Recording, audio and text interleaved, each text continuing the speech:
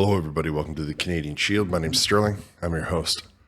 I was looking through some of my back footage on the House of Commons that I have, and there was an episode in the House of Commons where Pierre Poilievre was trying to address the chair, and Charlie Angus, the NDP, who by all accounts looks like he's getting dislodged from his seat so badly that he has elected to retire, or not run any longer. And he was just screaming from the back of the House of Commons over trying to block out anything that Pierre Poilievre had to say. Now, it was supposed to be an exchange between Pierre Poilievre and the Liberal Party, but this guy was just screaming and yelling so bad, the chair had to get up and say something.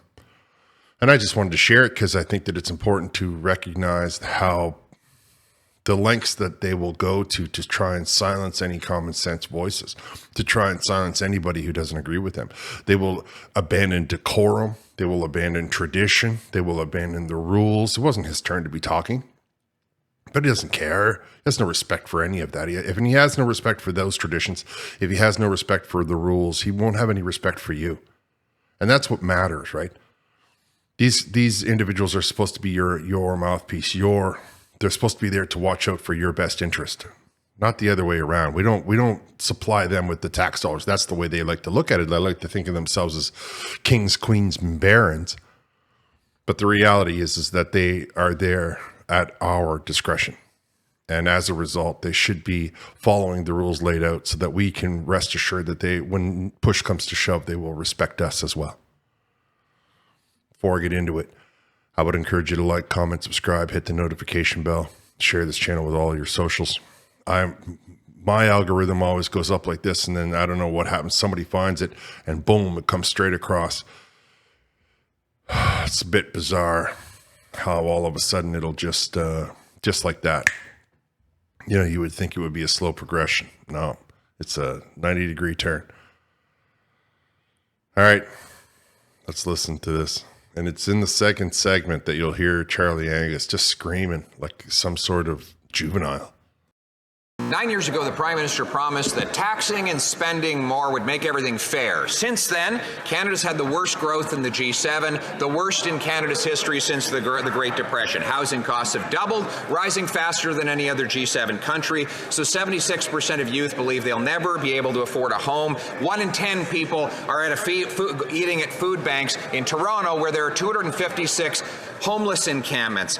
Haven't the Liberals learned that taxing away doctors, taxing away home builders, taxing away the entrepreneurs who make paychecks is economic wackoness? Mr. Speaker, the member mentions welders. Welders start businesses. Among the 300,000 small businesses that are targeted by this tax, according to the minister's own published documents. So those welders will pay a 66% tax on their investments, the same welders that build the homes that we're going to need. Order. I'm having trouble hearing the question. I'm having trouble hearing the answer. So I'm going to ask honourable members to allow the questions and answers to happen. From the top, the Honourable Leader of the Official Opposition. Mr. Speaker, the member mentions welders. Welders incorporate. They start small businesses, welding businesses that build things, welding products that go into apartment complexes in which people live. So when the member taxes the small businesses that help us build the housing, she not only kills jobs for those welders, she actually kills housing when we are in a housing shortage. How could the minister possibly think it's a good idea to tax home building in a housing crisis and farmers in a food crisis?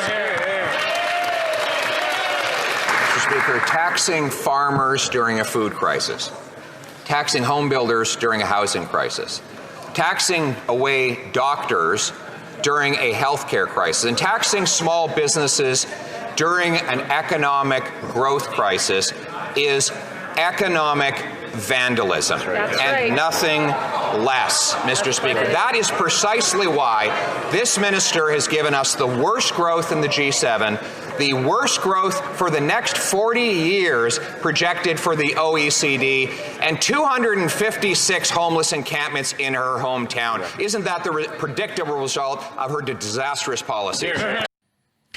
256 homeless encampments in the city of Toronto is probably a small estimate. Toronto gets pretty creative when it starts to hide its stuff, and the city sprawls on and on and on. So where one line ends and one line starts is pretty gray when it comes to the municipalities of Toronto.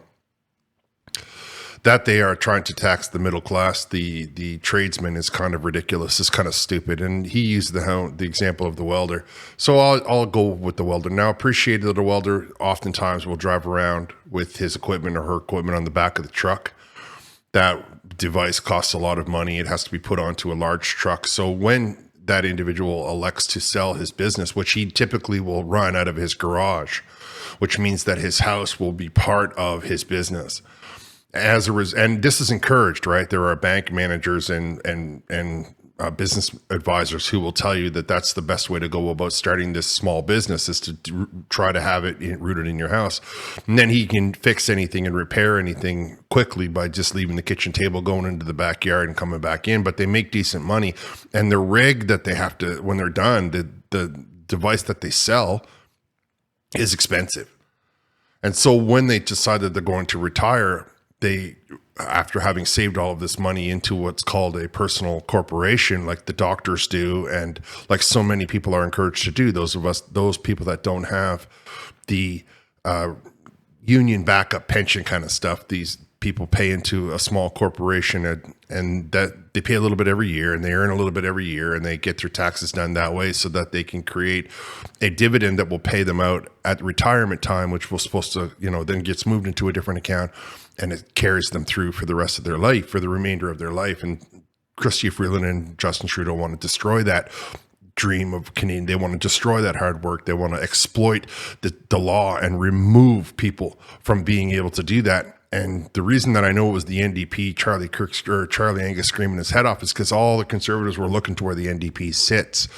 So I don't know why the NDP was so adamant at trying to make him be silenced. I think that probably in his region, there's a lot of people who are going to be negatively impacted by this. There's a lot of rural area up in Timmins who work out of the back of their garage or work in the back section of their property, and they are probably about to take a serious hit when they try to retire. And I would imagine that's looking bad on the NDP. They're probably losing a lot of market share in regions where they already have some.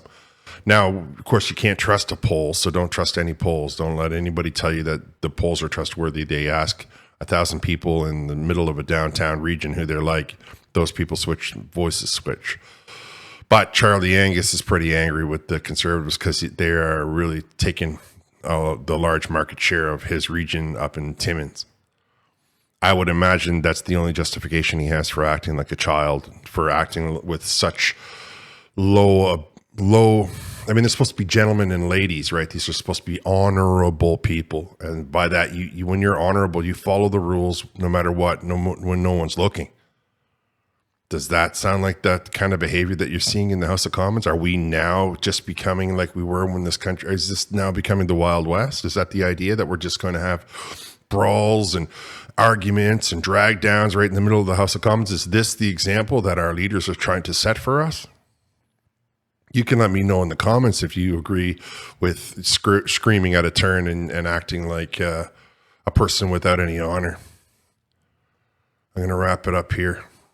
I want to thank you for listening. I'll talk to you next time.